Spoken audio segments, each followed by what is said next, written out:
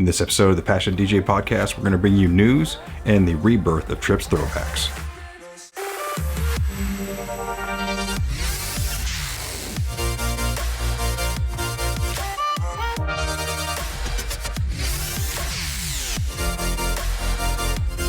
What up, Passion DJ Nation, and welcome to Tripp's Throwbacks, where Tripp basically takes us back in time about anything he considers a throwback. Which is just about everything, considering I'm in my 40s. Yeah, for sure. So this will be the first segment, and my intention for this, and Tripp and I have talked, is just, anything about the culture that he just feels like is pertinent to talk about in terms of a throwback session, or just, anything that brings back some memories and stuff to share with you guys, just to let you all know about, the history of where we come from. So whatever I can remember that wasn't fried back in the 90s. And for those of you who don't know, this is Bodie right here. Say hi, Bodie. All right, so for today, Tripp's Throwback is... So we're gonna throw some music on. Okay. That's what DJing's all about, and so, one of the key pieces of it. Music is always been integral in my life, and that's kind of what all of this stuff circles around. I've got stories for days too that goes around certain songs or certain events, things like that. But just felt like putting together just a short little playlist. Because this whole thing, the Tripp's Throwbacks thing, is a. Well, how did it get started? Maybe explain to everybody. Yeah, that piece of it. It all started with like a blog that I had started and tried, and it never took off because I wasn't disciplined enough to keep up on it. So I had like 3, 4, maybe 5 entries into this thing, and I just didn't have a home. It didn't have an audience. Then I wasn't curating it. Okay, so bye.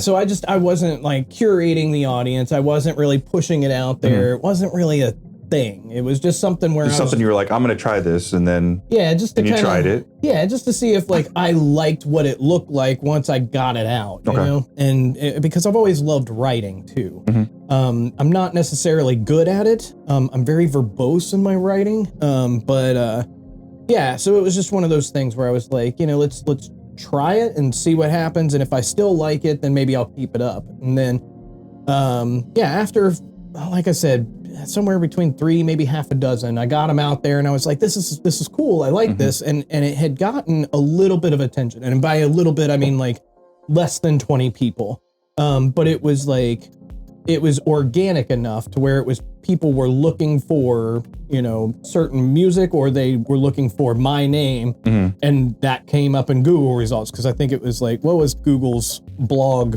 blogger.com, I think, was that Google's thing, or maybe they bought it. I think they did, yeah. Yeah, so it was, and so that's where it was, and had a few people hit me up like, hey, this is a really cool idea, mm-hmm. and blah, blah, blah, and because one of the ideas, we're not going to play it today, but one of the ideas was like, I pulled up out of my memories, like some of my earliest days of DJing, and there was a drum and bass DJ that like made it all click for me, because I didn't always like drum and bass.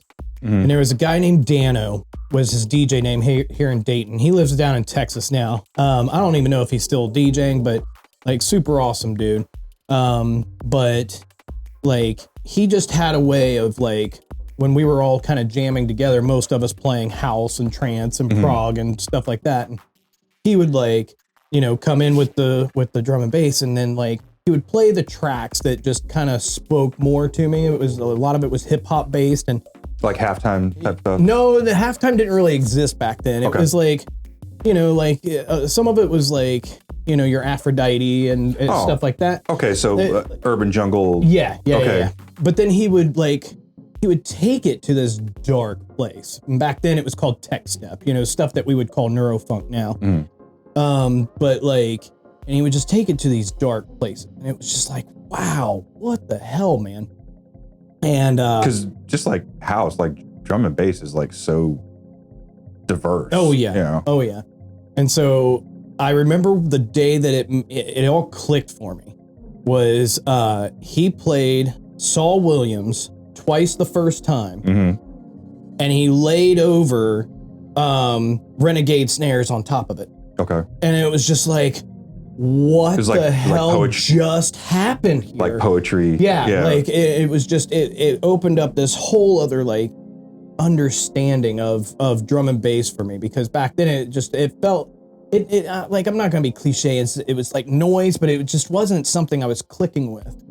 And, it's pretty complex. There's a lot going on there. For as little as there can be going on there, especially back in those days, you know, I mean, there were times where it was pretty wubby stuff, you know, it's like, you know, but like, then once you hit some of those, like, you know, the 9 and some of those other like really aggressive records, you know, some of that Moving Shadow stuff. And it was just like, holy shit, just bass face melted right off, right? And it was just like, but it was one of those types of things where for drum and bass, like, that's what made it click for me. Okay.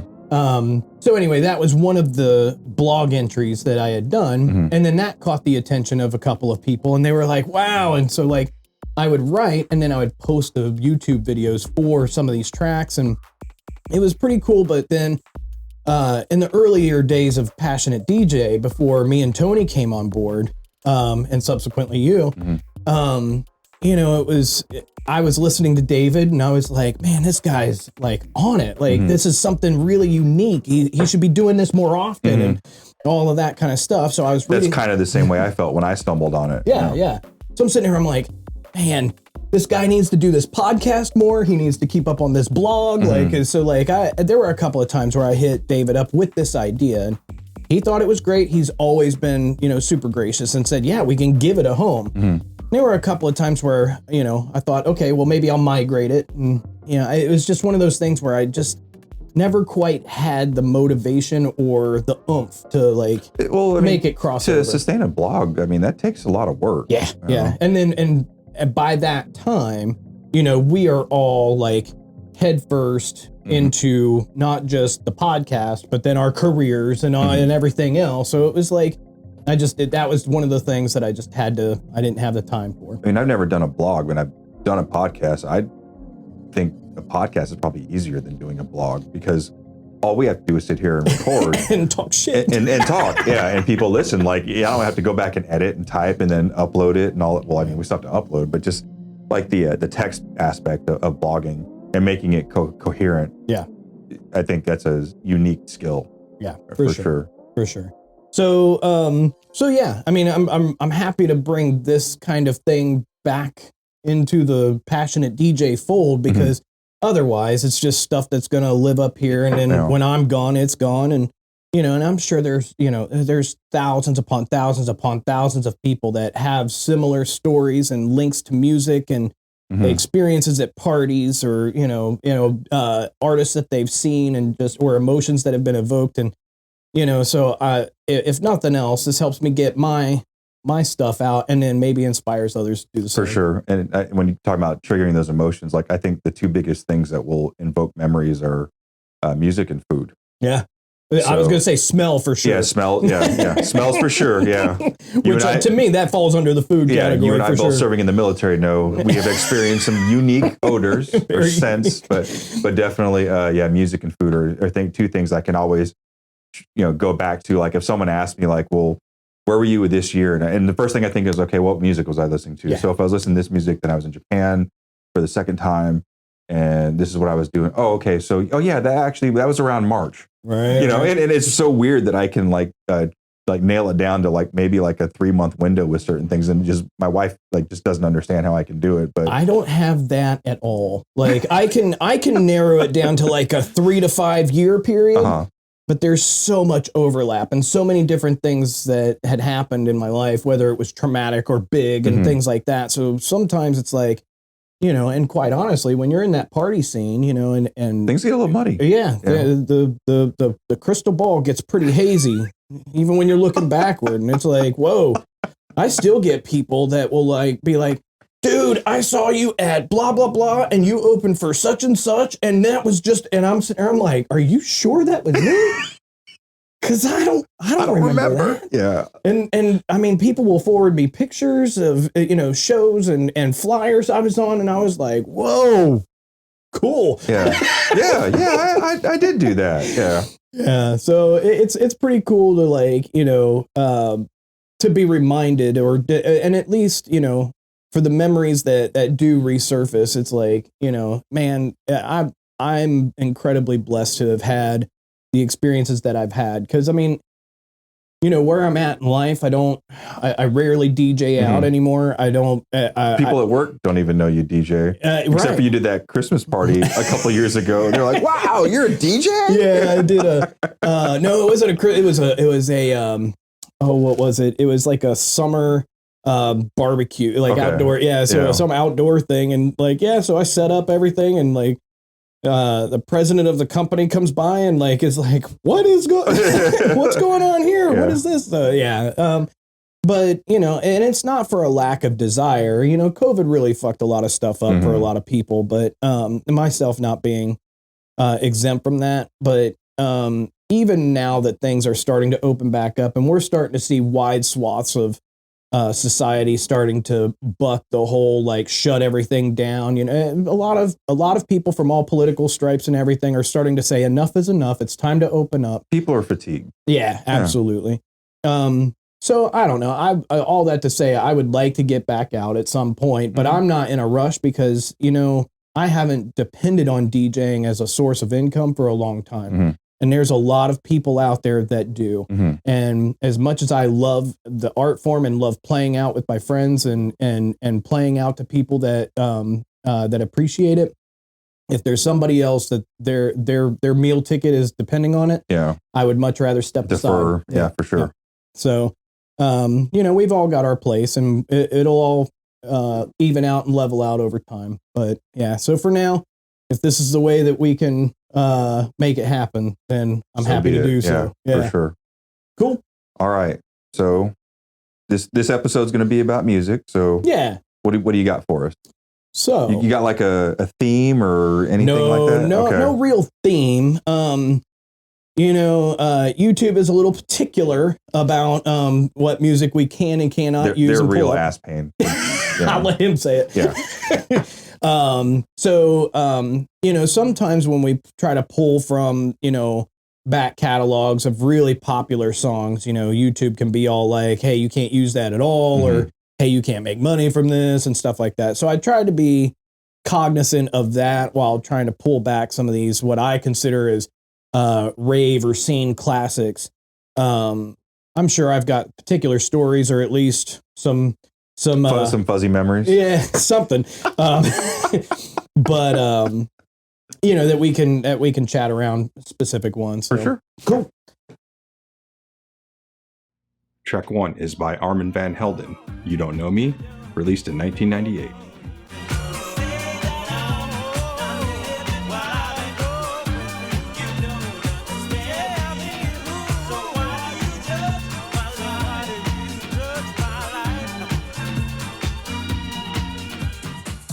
This one holds a special place in my heart because when I first started DJing, I bought a bunch of records, and I was buying Booty House records at first because everybody told me that was the easiest thing you could play. It kind of is. Yeah. I mean, there's not a whole lot that you can't do with that. I mean, DJ Funk was real big at the time, and all that kind of ghetto tech. And it was a good crossover from my love of 90s gangsters rap, 90s gangster rap. Yeah. Going from this to this, and it was like, okay, and then Two Live Crew and Luke and all. So it was just this thing that oh, hold on now. So the DJ, and you just couldn't let you pass the first drop. Not at all. That intro is amazing. Yeah. Because it's amazing to mix. It's easy to mix. But this whole drop coming into this track is just so huge. I can't tell you how many times I heard it through the late 90s through early 2000s. and even today, it's still, you know, evokes. It brings a lot of energy. Oh yeah. Yeah, because it's like really upbeat, and like the vocals are super positive and everything. Yeah. Well, and what's great about this, specifically, is that like the lyrics are very, whether intentional or not, are very scene centric. You know, everything about the rave scene back in the back in the 90s period was, you know, acceptance of, you know, everyone, not just everyone, but specifically like the outcasts, the misfits, the people who wanted to be strange and weird, and it was okay to be that before it was mainstream. Right. Like, and having been in the scene, like in around that turn of the century type of thing, it was like, we really wanted everyone to feel the same way. And, you know, maybe there's some idealization there of like this thing that we love so much. And if just everybody could experience it. If everybody could get a piece, then things would be just so much more dope. You know? And, you know, then after Rave Act, I've ranted about that for years. And, you know, and all that stuff kind of killed the scene through the 2003 through the mid 2000s, and until dubstep came back, it came and like really bumped everything back woke up. everything up. Yeah. So then, but by that point, it was all about like corporate investment and all of that, and that's great. But along with that came the mainstream of everyone, and so like there's some bit of what it was that still lives there today. The roots, the backbone is still there. But this sentiment, like just this, you know, perseverance of being who I'm going to be, and fuck you, you don't even know me. Yeah. You don't even know me enough and to you're judge judging my me. life and all of that stuff. And it was just like, you know, so I don't know the story behind the lyrics. All I can tell you is that like this was a total rave anthem for anyone who ever felt outcasted. And when you drop this track, like people just jumped on it. Like, I mean, you could fill a dance floor in a heartbeat. Didn't matter if it played 6 times a night. Well, but in that the first 16 bars too, because as soon as you started mixing that in, like everybody knew what was coming. Yeah, everybody knew that string.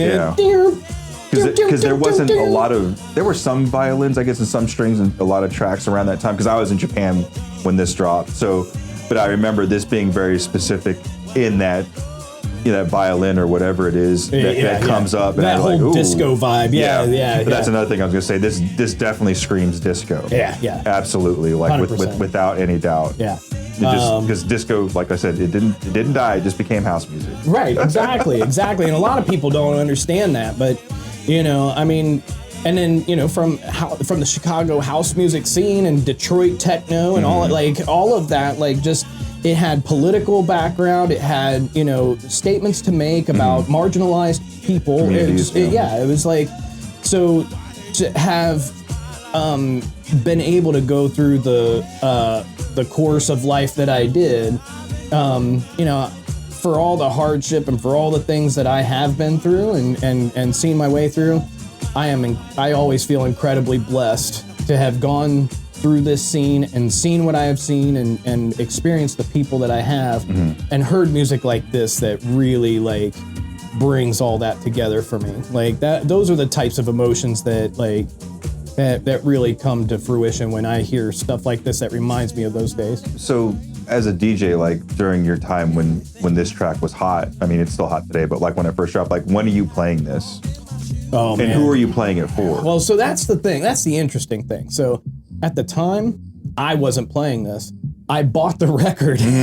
Yeah. So like I went from like. Had you not fully accepted the house scene yet? No. It was more like, how do I put this? Like house music at that time for this area was synonymous with, say, dubstep DJs in 2010. Like everybody, like there were a lot of people who played house at that time. And if everybody's playing house, and everybody's buying the same records from the same record stores, 4 to 6 stores within a tri-state area, like, you know, a lot of people were playing the same stuff. And that doesn't mean that it's not hot, but like, you know, if you're trying to be a differentiator, like how do you make yourself unique? You know? So where I found myself was I went from Booty House and then playing house. What was your Booty House moniker, by the way? No, I still went by. Oh, you still went by? I still went by Digital Psychosis for that. Yeah, no, Geronimo Jackson. I love that name. Funny story about that one too. So, Geronimo Jackson was the moniker I came up with when I resurrected, you know, my Booty House ghetto tech kind of playing stuff in the 2010s at some point, or maybe it was like 2008 or something. I don't remember when I did it. But Geronimo Jackson is actually an Easter egg for anybody who's a fan of the TV show Lost. The records that they keep finding on the island is a fictitious band called Geronimo Jackson. Oh. But people like latched onto every minute detail of that you Lost. had to with that show. Right. So if you didn't watch it, it was it was vast. Yeah. Yeah. And it's a lot going on. It's worth it. Seasons 1 through 4. Season 5 is when it jumps the shark, and don't even bother with season 6. Yeah, so everybody like was grasping onto every single detail of that show, and Geronimo Jackson was one of them. Geronimo Jackson, what grabbed me is an album cover, and it's like of a like a jackrabbit skull with a top hat, and it was like, I was like, that's like a cool thing. Like, so I kind of latched onto it, and I thought, okay, so how can I make this, you know, in true old school rave style? How do I take some other like, what do you call it? Like a logo or something, and then like make it raver. You know, we did it with like laundry, we did it with like cleaning products, we did it with all kinds of stuff. Shout out to Naughty Groove, who before I came along, or before he brought me on board, his company was called Scrubbing Bubble Productions. Okay, I do remember you telling us that. Yeah, and he had the Mr. Bubble. Yeah, had one of the Scrubbing Bubbles as his headphone. So cool. We still got to get this guy on the show. Yeah. I've already hit him up. He needs to come on the show. Yeah, but then he can bring it on. That's true rave artifact right there. But so I just took that on, and instead of CKS, I changed that to in Jackson's. Instead of CKS, I changed it to 3 capital X's. So triple X, and then played all Booty House, just raunchy stuff. It was awesome. But yeah, so that was. But from there, then I kind of progressed into like, I briefly played some house just to, you know, kind of play with my friends and stuff like that. But I didn't really play that out. Okay. I quickly went from that to like the progressive house and trance kind of scene. Because that was what was kind of popping at the moment. There weren't very many of us that were playing it when I picked it up. There was me, Naughty Groove, Tony, and Drew, and this guy out of Columbus named Seek, and there might have been a couple people in Cleveland, but we're talking like less than 5 in each major city through, you know, Ohio, Kentucky, Indiana, Pennsylvania, maybe. Like, it was like, you know, oh, okay, this is how I can differentiate myself, and it's a music form that I like, and people are picking up on it. So that's how Digital Psychosis came to be, like this synonymous name with like trance for like through like the mid 2000s, when I finally started like transitioning into other music forms like techno and tech house and stuff like that. Then eventually this drum and bass part of me that, like, from playing with Dano and him showing me the ropes with it, and then, you know, playing with all these records that he gave me, eventually I kind of started playing that out. So yeah, just a melting pot over here of just all these, all the music. Yeah. Track 2 is Daft Punk's Around the World, released in 1997.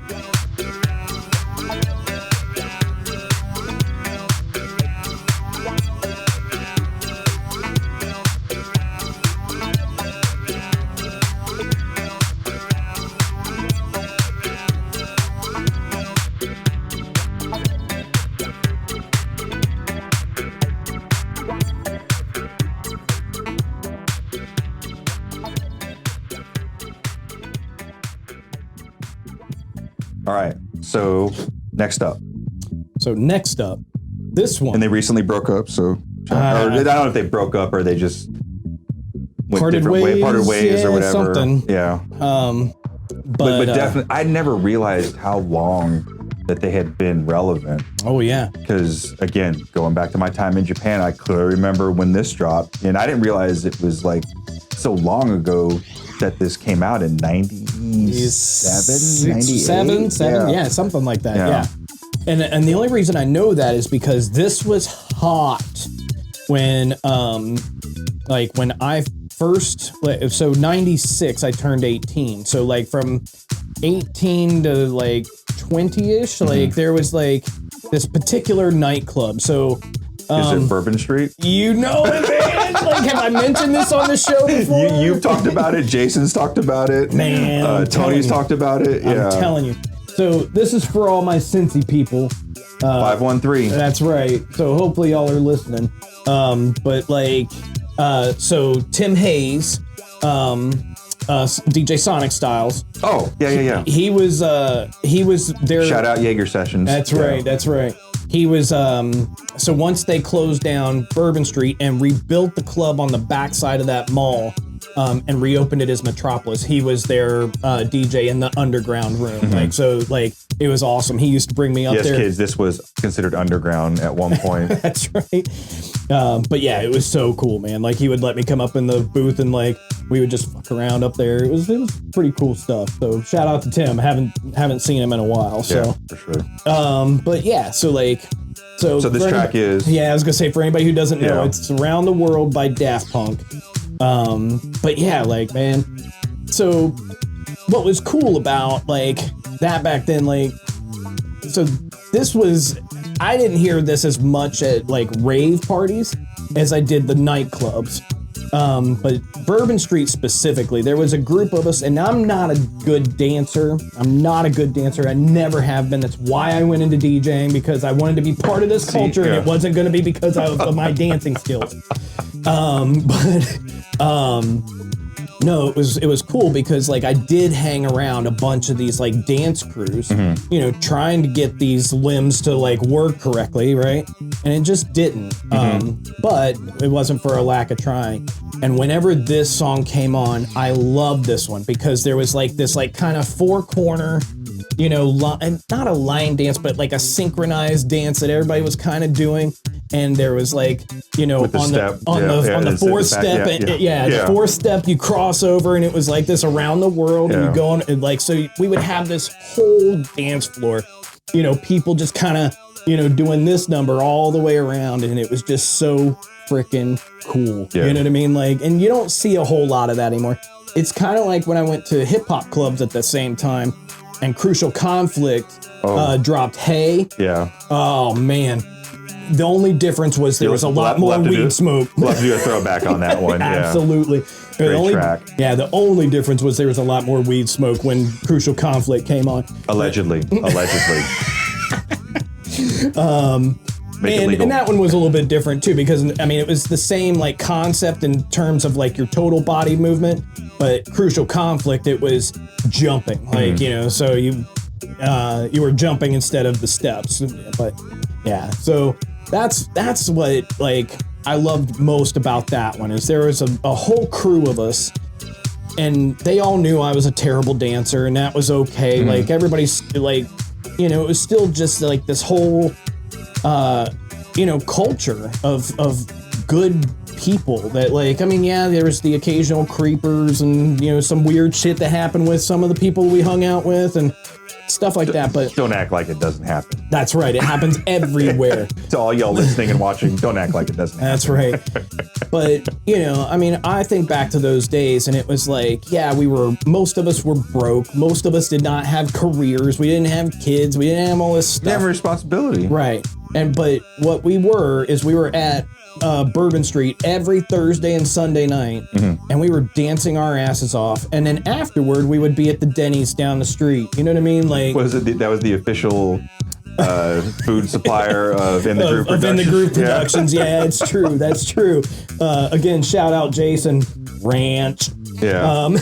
All the ranch. All the Denny's ranch. But no, that was what was cool, man. Like for me, it was always like, appetizer sampler, little bowl of ranch, and we would just smash food, talk shit. Most of us would be so fucked up out of our gourds, from partying that night, and it was a lot of good people just having a good time. Yeah, and there was innocent. Like there's a lot of drama that comes with any group of 18 to 30-year-olds, that are out that long and that screwed up. But which isn't resolved with a hug and a bro. Not always. Not always. Sometimes, but not always. Well, not nearly as bad as today. Yeah. But but that's exactly what comes to mind with this track is Bourbon Street. Mm-hmm. So this wasn't a track you would play, but this is one you just like to rock out to. Yeah, exactly. I'm sure I've got a white label remix somewhere in there, but no. And especially because the nature of this song is it's flat out house. I mean, this thing is just. This was, I'd say, a lot of people's introduction to house. Yeah. That were maybe late Gen X. Sure. Where I think the early Gen X that weren't exposed to house, I always credit Vogue by Madonna. Yep. As like for us in the early Xers. I think that's where that kind of came in. So yeah. For me, I was just like, I had a lot of early influences into house and I didn't know it. Like my wife and I were just talking about this. Our daughter had a dance competition this weekend, and LaBouche came on, and you could tell exactly want to be my lover, right? And you could tell what everybody's age range was by how they reacted to that song, and it was hilarious. And you could tell how old the coach was. Exactly, because we're sitting there and we're just like, wow, but then that's what triggers that thought to me is that wow, I didn't realize it until I got into house music, and then now I've got 6 LaBouche records in there, and none of them are "Wanna Be My Lover." It's just who I never thought or knew. I always thought it was a one-hit wonder, and in terms of the mainstream, it was. Yeah. But when you start looking through your crates, you're like, oh damn, I got a lot of this stuff. Yeah. Exactly. International House Records. I mean, the IHR, they've got releases on there. And it was like, wow, that's freaking awesome. So that's it for our first, well, I guess Rebirth isn't the first one, but the first for the video podcast and the first for me right. of Trips Throwbacks. Hopefully many more to come. Thanks for sharing. Absolutely. What's up, passionate DJs? David here, just breaking in for a quick moment to tell you a couple of quick things. First, I hope you enjoyed the return of our Trips Throwbacks segment. I know Mo's been excited to bring this back to the show, and I know that they've already recorded at least one more of these throwback segments, so stay tuned for that coming soon. Now, as for other passionate DJ related news, I just released my extensive deep dive into the Play Differently Model 1 and 1.4. Now, these mixers are Richie Houghton's babies, and they've been adopted by many big name techno DJs such as Carl Cox, Nicole Madauber, and Hot Since 82. They're lovely mixers, but they're admittedly pretty weird to mix on. So check out my deep dive review and guide at our YouTube channel, youtube.com/passionatedj. Now, speaking of YouTube channel, just a reminder for those of you who like to watch the video version of our podcast, the show now exists on its own channel, so make sure that you subscribe separately to the Passionate DJ podcast channel if you still want to see it in your feed. Alright, and with all that, let's get back to Mo as he wraps up today's show with a little bit of news and some advice for buying DJ laptops. What up, ladies and gentlemen? Is your boy Mo Dingo, and I am here to bring you some passionate DJ news. DJ Ski Mask removes entire catalog from Spotify. I'm done. All my shit is gone from Spotify, said Brian Mueller, otherwise known as Ski Mask, in early January. His main point of contention is the rate of compensation for musicians who have their tracks streaming on the Spotify catalog. My music will be available again as soon as that company starts being honest and respectful to the world of music makers. With the exception of a few compilations and some remixes, his entire catalog is no longer available on that platform. And that was just the beginning of a rough month for Spotify. Comedian, actor, MMA announcer, and podcaster Joe Rogan has come under fire recently for content on his show, The Joe Rogan Experience. Now, The Joe Rogan Experience is exclusively streamed on Spotify, and the bulk of the recent backlash revolves around his views on coronavirus and the guests which he's had on the show regarding the subject. In the past, he's drawn fire for his takes on multiple topics ranging anywhere from global warming to his views on the LGBTQA+ community. Musicians such as David Crosby, Stephen Stills, Graham Nash, Neil Young, Joni Mitchell, and India Ree had their entire respective catalogs removed from the platform in protest against Joe Rogan. Even more recently, Rogan has drawn massive criticism for his use of racial slurs in approximately 70 episodes of his podcast, which have since been removed from Spotify. Rogan released an apology video on his personal social media accounts this past week, speaking to his actions. Time will only tell how this will play out.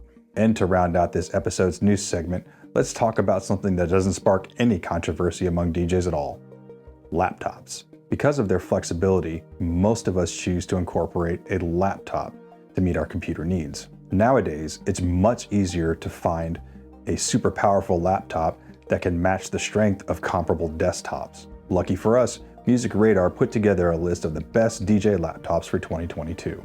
The assumption is the DJ is going to be using Serato, Tractor, or Rekordbox. Has a minimum of 8 GB of RAM. Looking at that portability factor, definitely battery life, and an onboard solid-state hard drive. Now, some things to note. The prices are approximate as of the time of this recording and may be vastly different by the time you listen to this podcast. Coming in at number 5 is the Asus VaioBook S, starting at $650 US.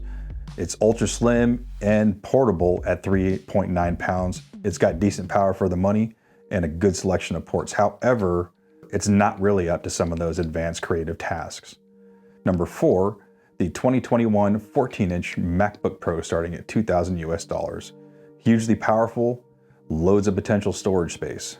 Downside is it's heavy and maybe a little bit of overkill if you're strictly DJing. Because of the processing power, this option may be better suited for those DJ producers out there. Number 3 is the 2021 Dell XPS 13-inch OLED, coming in at $2,000 US.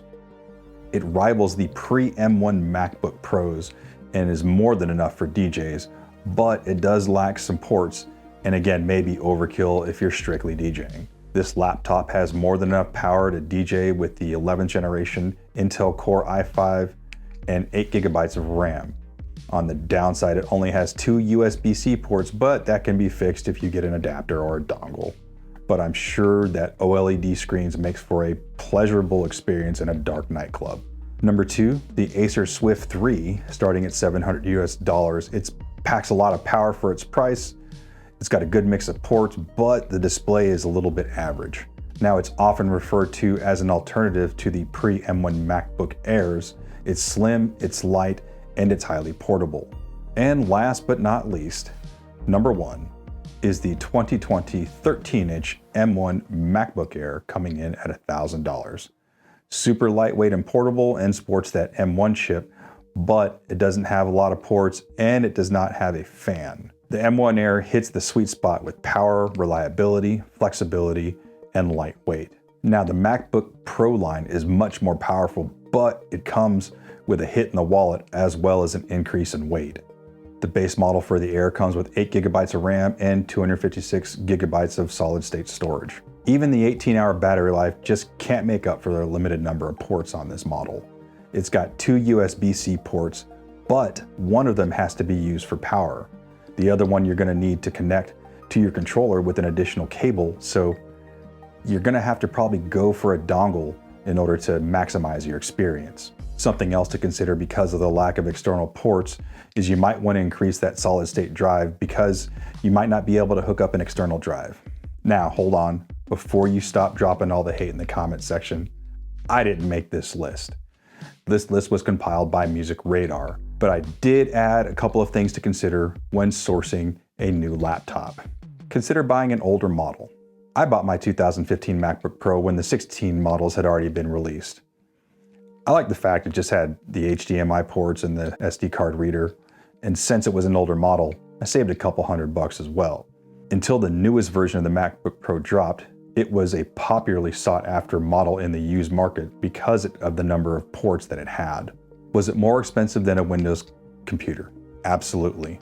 But I've been using it faithfully for close to a decade to DJ, edit photos and videos, and I've had great success. Even when I finally decide to replace it, it'll still serve well as a good web browser and just daily use laptop. Another option is to buy used. Now, provided you're buying from a reputable source, buying a used device is an extremely viable option.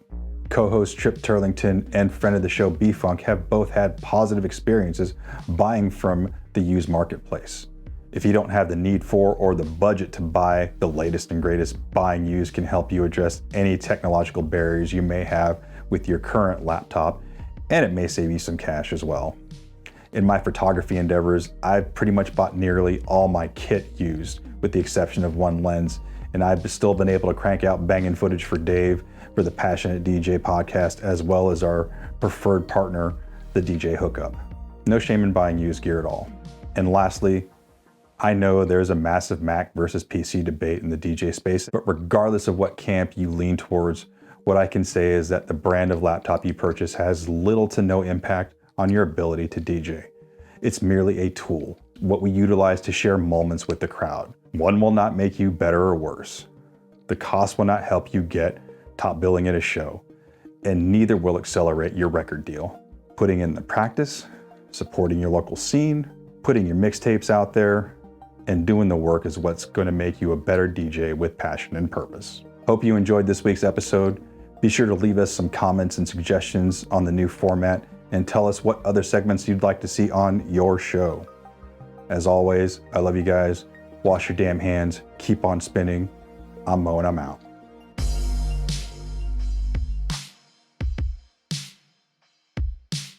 The MacBook Pro line also has more ports than its MacBook Air cousin, boasting three Thunderbolt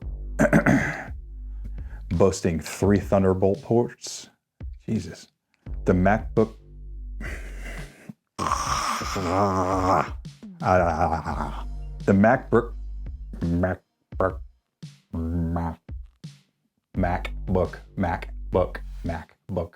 Unique New York.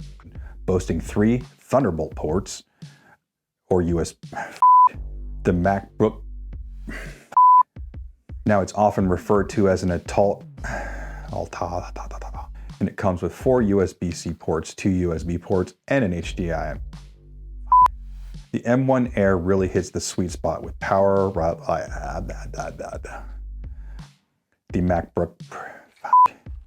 The MacBook Pro line is much more powerful than the Air series, but it comes with a hit in the wall. The MacBook Pro line. The MacBook Pro line is much more powerful than its Air cousins. Co-host Trip Hurlington.